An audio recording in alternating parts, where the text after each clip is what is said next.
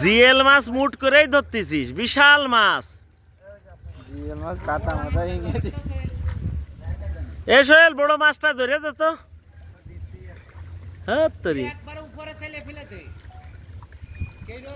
গেড়ে দে রে, উপরের দিক ফেলে দে, ফেলে দিয়ে দে দে।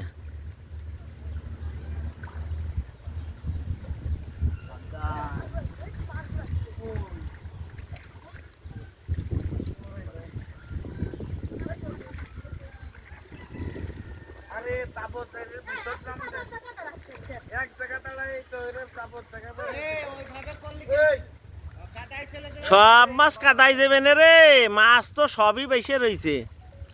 আস্তে আস্তে করে ধরবে মাছগুলি।